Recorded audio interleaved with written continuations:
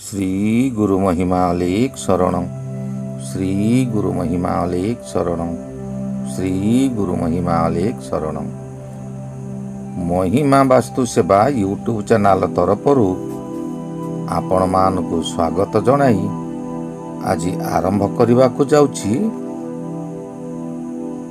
प्रभु परम ब्रह्मंकर संहार लीला काहींकी हुए यह आमर कर्मफल कि यही विषय रे मु एक आलोचना करने को जाउछि। एही आलोचना करने पूर्वरु आपण मानक मोर विशेष अनुरोध जेउ माने प्रथम करी आमर एही चैनल को आसुचंती सेमाने गोटिए सब्सक्राइब करंतु और पाखरे आसुथिबा बेल आइकन को दबाई दियंतु। आउ आपण मानकु कहि रखुची जे वीडियोटी मूलरू शेष पर्यंत देखंतु और कमेंट दियंतु। आपणकर मतामत को मु अपेक्षा करी रहिली।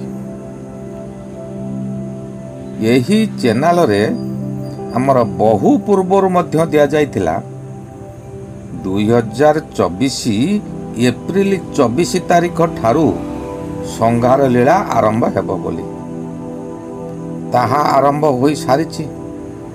स्थाने स्थाने संहार लीला हेउछि। आगकु मध्य आहुरी भयंकर हेबो। एहाकु केही भी रोकी परिबे नाही। एहा आमर किपरि कर्मफल मु सेई विषय रे गोटिए उदाहरण देउछि। साधारणतः आम घर मानकरे विभिन्न प्रकार खाद्य रखिता। मन करंतु आमे खंडिए रुटी रखिचंती। से रुटी खंडिक आमर खाद्य किंतु खाइबा समय रे देखिबे तहिरे बहुत गुड़िए पिंपुड़ी लागिछंती। आपण कौन पिंपुड़ी खाई परिबे कि? पिंपुड़ी खाई परिबे नहीं। ताकू सफा करिवे किंतु पिंपुड़ी एते क्षुद्र और से रुटी भितरे एपरी गली गली की थिबे जहा कि ताकू बाहर करि पारिबे नहीं। पुणी मझिरे मझिरे गोटिए दीटा पिंपुड़ी आपन हाथ को कामुड़ी पकाइबे कारण यह मध्य तांकर खाद्य। तांको उपरे आघात आसिले से कामुड़िबे। शेषरे केही जणे आपन को निर्देश देबे जे गरम तावारे पकाई दियो पिंपुड़ी माने मरी जिबे।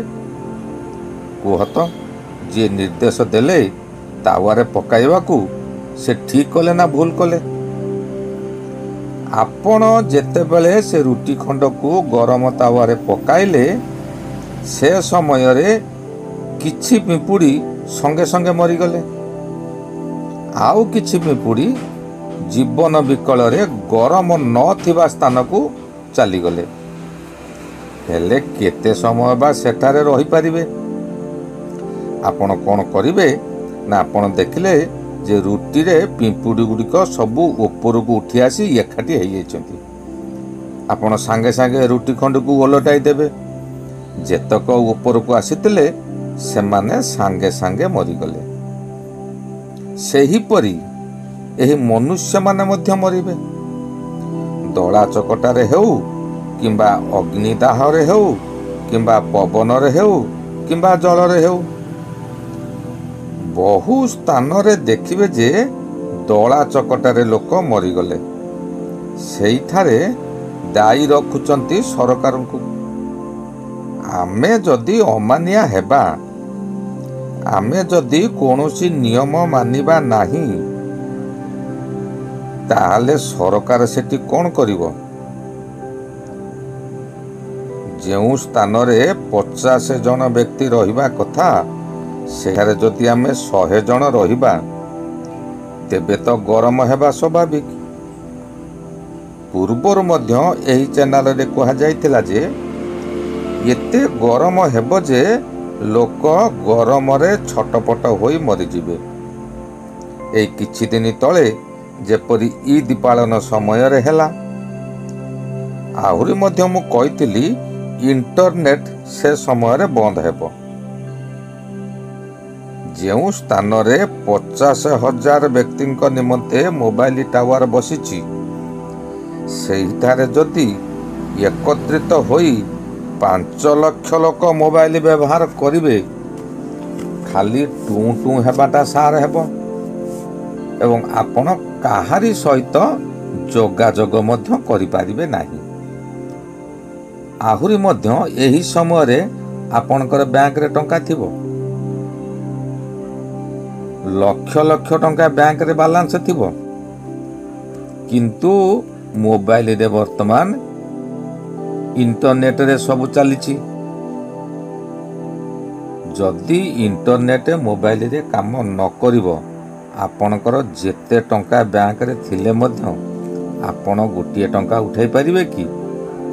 ଆପଣଙ୍କର ଫୋନ ପେ, ଗୁଗୁଲ ପେ କୌଣସି କିଛି କାମ କରିବ ନାହିଁ। ତାହେଲେ ଯେଉଁ ରୋଗୀଟିକୁ ଆପଣ ଚିକିତ୍ସା କରିବେ କିପରି?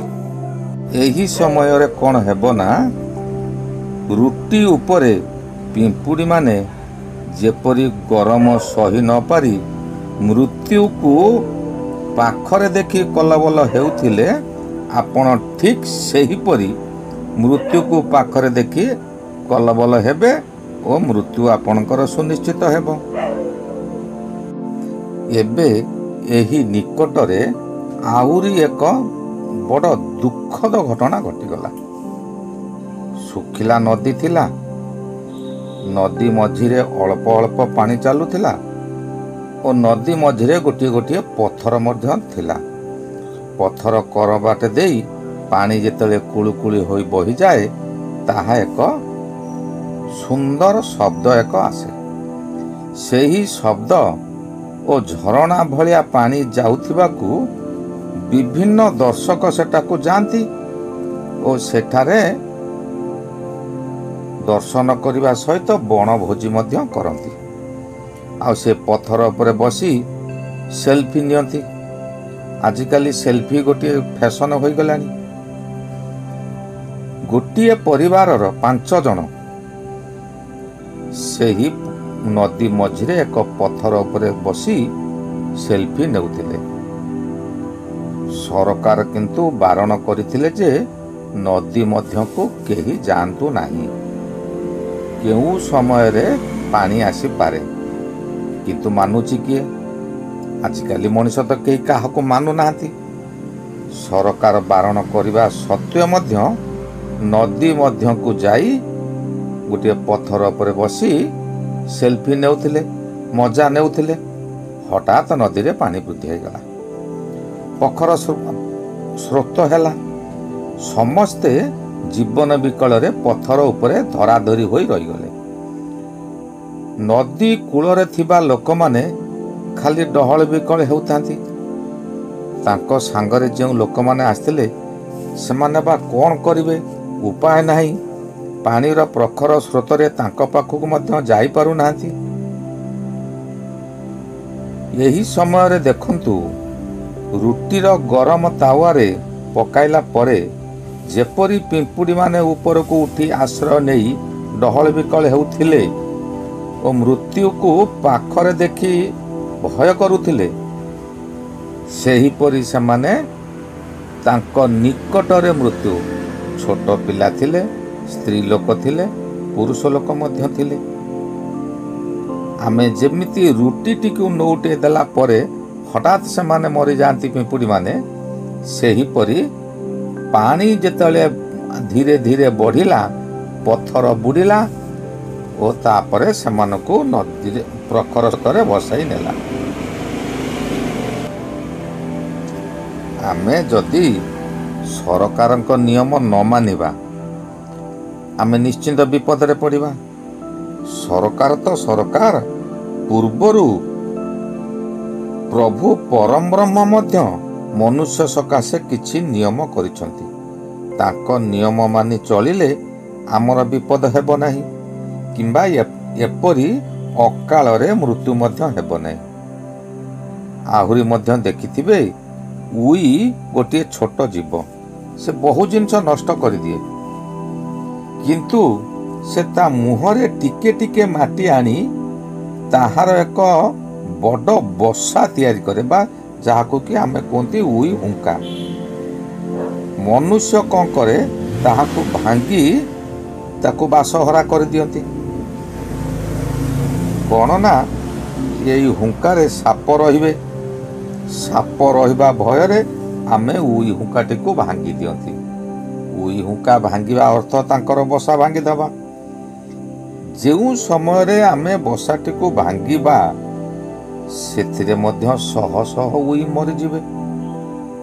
ଆପଣମାନେ ଦେଖନ୍ତୁ, ଏହିପରି ଯେଉଁ ବଡ଼ ବଡ଼ ଅଟ୍ଟାଳିକା ମାନ ସବୁ ତିଆରି ହୋଇଛି, ତାହା ପାଣି ମାଡ଼ରେ ହେଉ କିମ୍ବା ପବନ ମାଡ଼ରେ ହେଉ ତାହା ଭୁଷୁଡ଼ି ପଡ଼ୁଛି।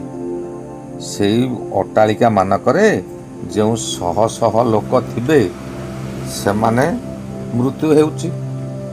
ଆଉ ବାହାରି ପାରୁନାହାନ୍ତି। ବାହାରିବାକୁ ବାଟ ଗୋଟିଏ ସିଡ଼ି।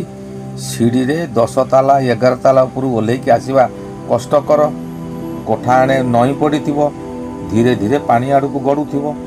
କିଛି ସମୟ ପରେ ଗଡ଼ି ପଡ଼ିବ, ସମସ୍ତେ ମରିଯିବେ। ତା ମଧ୍ୟରେ ମଧ୍ୟ କିଛି ଅକର୍ମଣ୍ୟ ହୋଇ ବଞ୍ଚି ରହିବେ। ନିକଟରେ ଏକ ହୋଟେଲରେ ନିଆଁ ଲାଗିଲା କୁଏତ ଦେଶରେ। କେତେ ଲୋକ ସେଠି ପୋଡ଼ି ହୋଇ ମରିଗଲେ।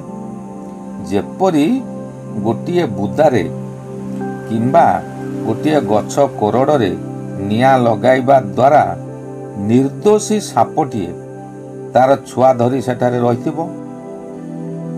ଗରମ ଝାସରେ ସହି ନପାରି ସାପଟି କ'ଣ କରିବ ନା ବାହାରକୁ ଜୀବନ ବିକଳରେ ବାହାରି ଆସିବ।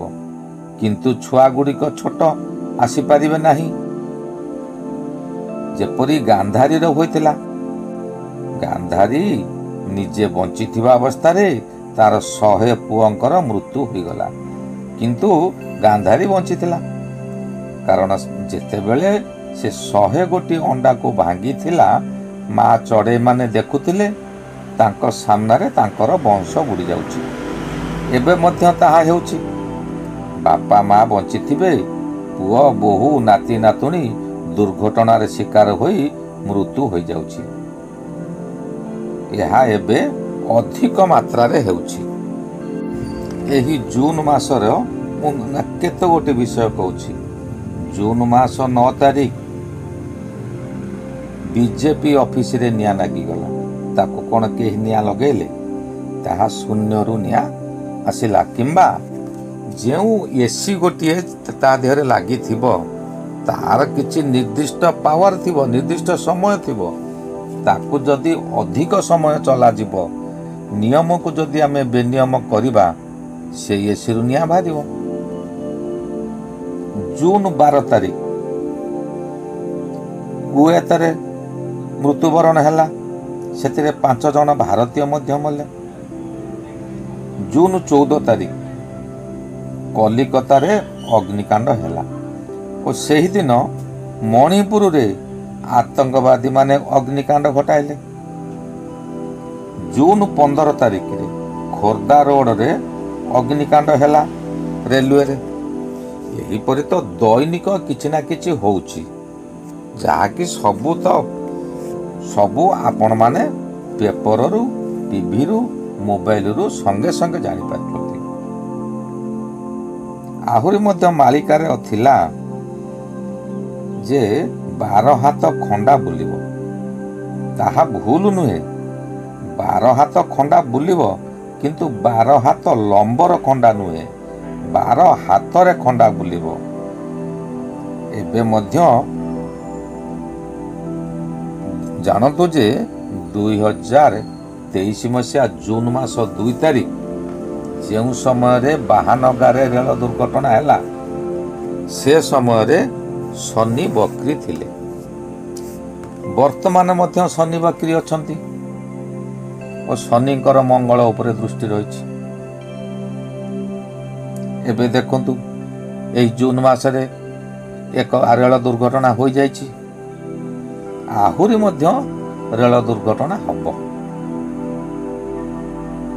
ଆମ କର୍ମ ଫଳ ଆମେ ଭୋଗିବା। ଶନି ଯେଉଁ ସମୟରେ ବକ୍ରି ହୋଇ ରହିଥାନ୍ତି, ସେ ତାଙ୍କର ଫଳକୁ ଦିଅନ୍ତି। ଫଳ ଦିଅନ୍ତି ଅର୍ଥ ଆମେ ଯେଉଁ କର୍ମ କରିଛନ୍ତି ସେହି କର୍ମର ଫଳ ସେ ଆମକୁ ଦିଅନ୍ତି।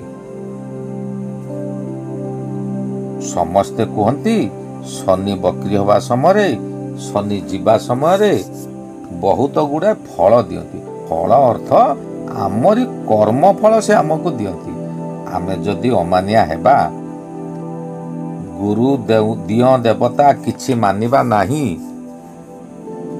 ତେବେ ଆମକୁ ଭଲ ଫଳ ମିଳିବ କେମିତି? ଆମେ ଗୋଟିଏ ଆମ୍ବଡ଼ା ଗଛ ଲଗେଇ ଆମ୍ବଡ଼ା ଗଛ ଲଗେଇବା, ଆମ୍ବ ଖୋଜିବା, ହେବ କେମିତି? ଆମ୍ବ ଆମ୍ବିଳା, ଆମ୍ବ ବି ଆମ୍ବିଳା, କିନ୍ତୁ ସେଠାରେ ଆମ୍ବଡ଼ା ଫଳିବ, ଆମ୍ବ ଫଳିବ ନାହିଁ। ତେଣୁକରି ଆମେ ଯେଉଁ କର୍ମ କରିବା ଆମକୁ ସେହି ଫଳ ହିଁ ମିଳିବ। ମୁଁ ଏତିକି ଆପଣମାନଙ୍କୁ ଅନୁରୋଧ କରୁଛି ଯେ ଏବେଠାରୁ ଆମେ ଶପଥ ନେବା, ଆମେ କାହାରି ସହିତ ଶତ୍ରୁତା କରିବା ନାହିଁ, କାହାରି ସହିତ ହିଂସା ଭାବ ଆଣିବା ନାହିଁ, ସମସ୍ତେ ସାଙ୍ଗ ହୋଇ ଚଳିବା। ଆମେ ସମସ୍ତେ ପ୍ରଭୁ ପରବ୍ରହ୍ମଙ୍କର ସନ୍ତାନ, କେହି ଜଣେ ଅନ୍ୟ କୁଆଡ଼ୁ ଆସିନାହାନ୍ତି। ଆମେ ଯେଉଁଠୁ ଆସିଛନ୍ତି ପୁଣି ସେଇଟାକୁ ଯିବା। ଜନ୍ମ ହେଇଛନ୍ତି, ମୃତ୍ୟୁ ନିଶ୍ଚିନ୍ତ ହେବ। ଯମପୁର ବୋଲି ଆଉ କୋଉଠି ନାହିଁ, ଏଇଟା ହେଉଛି ଯମପୁର। ଏଇ ମର୍ତ୍ତ୍ୟପୁର ହେଉଛି ଯମପୁର। ଯମପୁର ଅର୍ଥ ଯେଉଁଠାରେ ଜନ୍ମ ଅଛି, ମରଣ ଅଛି, ସେଇଟା ହେଉଛି ଯମପୁର। ଏହି ଯମପୁରରେ ଆମକୁ ନିଆଁରେ ଭାଜିବେ, ତେଲରେ ପକାଇବେ, ଜିଅନ୍ତା ତତଲା ବାଲିରେ ଚଲେଇବେ। ବିଭିନ୍ନ ପ୍ରକାର ଯେଉଁ ଆମର ପୁରାଣ ଶାସ୍ତ୍ର ମାନଙ୍କରେ ଅଛି, ତାହା ଆମେ ଏଇଠି ଭୋଗିବା, ଆଉ ଏହିପରି ହିଁ ଭୋଗିବା। ଆଉ ଆଜି ଅଧିକ କିଛି ଆଲୋଚନା କରିବା ନାହିଁ। ଏହାର ପରବର୍ତ୍ତୀ ଅଧ୍ୟାୟରେ ଅନ୍ୟ କିଛି ବିଷୟରେ ଆଲୋଚନା କରିବା। ଏବେ ମୁଁ ରହିଲି, ଆପଣଙ୍କ ଅପେକ୍ଷାରେ ରହିଲି।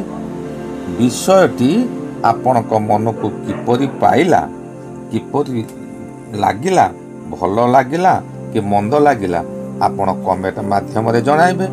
ଯଦି ଭଲ ଲାଗେ ଗୋଟିଏ ଲାଇକ୍ କରିବେ ଓ ସାଙ୍ଗସାଥିମାନଙ୍କୁ ସେୟାର ମଧ୍ୟ କରିବେ। ଶ୍ରୀ ଗୁରୁ ମହିମା ଅଲେଖ ଶରଣ, ଶ୍ରୀ ଗୁରୁ ମହିମା ଅଲେଖ ଶରଣ, ଶ୍ରୀ ଗୁରୁ ମହିମା ଅଲେଖ ଶରଣ, ଶରଣ ଶରଣ।